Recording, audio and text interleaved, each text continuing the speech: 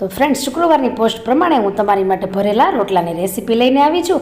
આપણે છે ને રોટલો ટીપીને બનાવશું. એક નવી ટ્રીક આપીશ તમને, તેનાથી તમારો રોટલો ખૂબ જ સરસ બનશે. અને આ રોટલા સાથે આપણે જો માખણ ખાઈએ ને તો રોટલાની ખાવાની તો મજા જ કંઈક અલગ હોય છે. તો ચલો રેસીપી જોશું. જય શ્રી કૃષ્ણ ફ્રેન્ડ્સ, હું છું નિરાલી દુધાળ, ટ્રેઝર ફૂડના કિચનમાં તમારું સ્વાગત કરું છું. રેસીપીની શરૂઆત કર્યા પહેલાં ફ્રેન્ડ્સ, મારી ચેનલને જરૂરથી સબસ્ક્રાઈબ કરી ઓલ બટન ઉપર ક્લિક કરજો, જેથી આવી નવી રેસીપી તમારા સુધી રેગ્યુલર પહોંચતી રહે.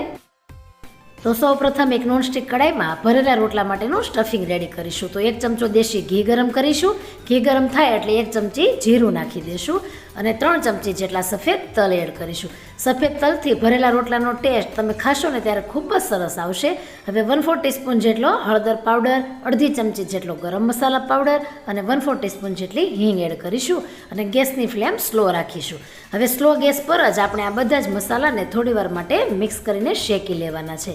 ઘીમાં આ મસાલાનો ટેસ્ટ ખૂબ જ સરસ આવશે અને સ્ટફિંગ એકદમ ટેસ્ટી બનશે. હવે 30 ગ્રામ જેટલું મેં લીલું લસણ એકદમ જ બારીક કટ કરી સફેદ ભાગ સાથે લીધું છે. તો ઘીની અંદર જેમ જેમ લીલું લસણ શેકાશે તેમ ખૂબ જ સરસ સુગંધ આવશે અને રોટલાનું અને સ્ટફિંગમાં સ્વાદ પણ ખૂબ જ સરસ આવશે.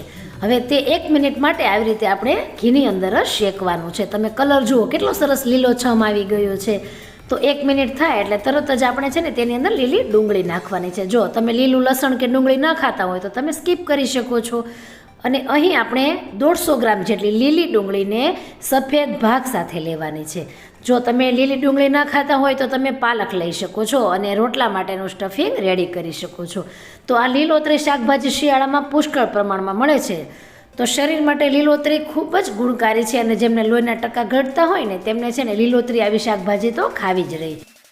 તો લીલા કાંદા બધા જ મિક્સ થઈ જાય એટલે આપણે મેથી એડ કરવાની છે. તો મેથી આપણે 100 ગ્રામ જેટલી લીધી છે. જો તમારે મૂળાની ભાજી છે કે પછી ધાણા અને પાલક, આ બધું તમે લીલા કાંદા કે લસણ ના ખાઓ ને તો તમે એ બધી શાકભાજી નાખી શકો છો.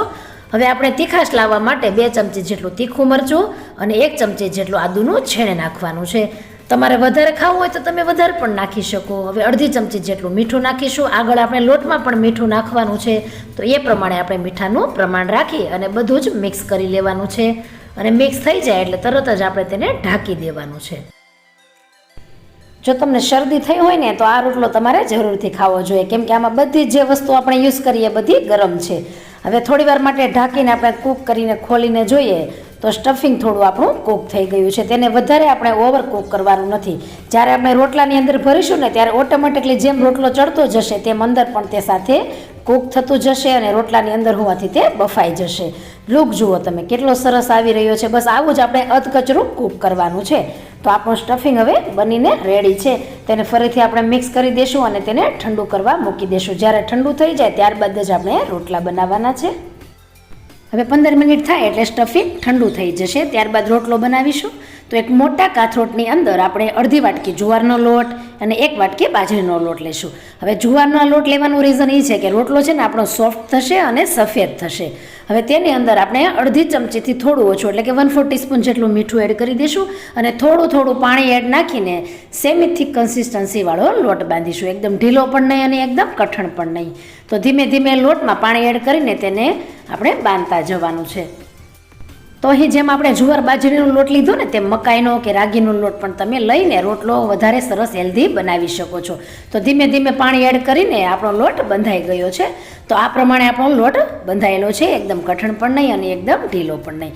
તો આપણે જેવડો રોટલો કરવો હોય એટલી સાઇઝ પ્રમાણે આપણે લોટ લઈ લેવાનો છે. તો આવો એક ગોળો વાળીને હવે આપણે લોટને થોડો આ રીતે રાઉન્ડમાં બંને હાથના અંગૂઠાથી આવી રીતે ગોળ ગોળ ચકરડું બનાવી લેવાનું છે.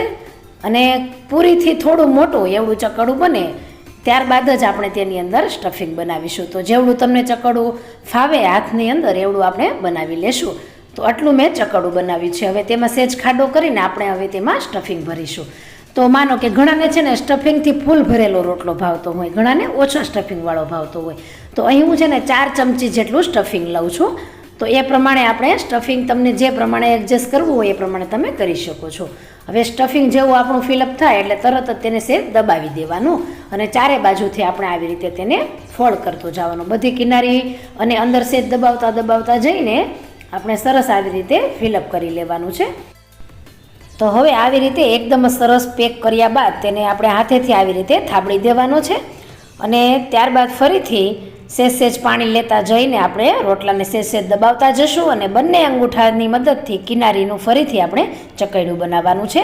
પહેલાંના સમયમાં આ કાઠિયાવાડી રોટલો ઘરે ઘરે બનાવવામાં આવતો અને અત્યારે તો આ રોટલો એકદમ 5 સ્ટાર જેવી હોટલમાં પણ ફેમસ થઈ ગયો છે. આમ પણ કહેવાય છે ને કે કાઠિયાવાડી ખાણું એકવાર જો જે ચાખી જાય ને તેને તેની લત લાગી જાય. તો આવી રીતે આપણે રોટલાનું ચકૈડું બનાવી લેવાનું છે. એટલે છે ને રોટલો તમે ટીપો ને ત્યારે ખૂબ જ સહેલાઈથી તે એકદમ સરસ ટીપાઈ જશે. તમે જુઓ, બંને હાથના અંગૂઠાની મદદથી આપણે કોરેથી ટીપતો જવાનું છે. હવે આપણે રોટલો ટીપીએ છીએ ને એટલે તે સેજ ફાટશે, તેમાં તિરાડ પણ આવશે, પરંતુ આપણે ટીપ્યો છે ને એટલે રોટલામાં ટેસ્ટ અનેરો આવશે. તમે તેને છે ને થાબડીને બનાવી શકો છો કે કાગળની કોથળી હોય ને તેમાં પણ મૂકીને તેને તમે આ રીતે થાબડી શકો છો. પરંતુ જો તમને હાથેથી ફાવે ને તો તેમાં છે ને મીઠાશ અનેક ગણી વધી જશે. તો ધીમે ધીમે આપણે આવી રીતે બંને આંગળીની મદદથી પણ ટીપતા જવાનું છે. તો પહેલાં અંગૂઠાથી ટીપીશું ને ત્યારબાદ આંગળીથી ટીપીશું તો આપણો રોટલો ટીપાઈ જશે.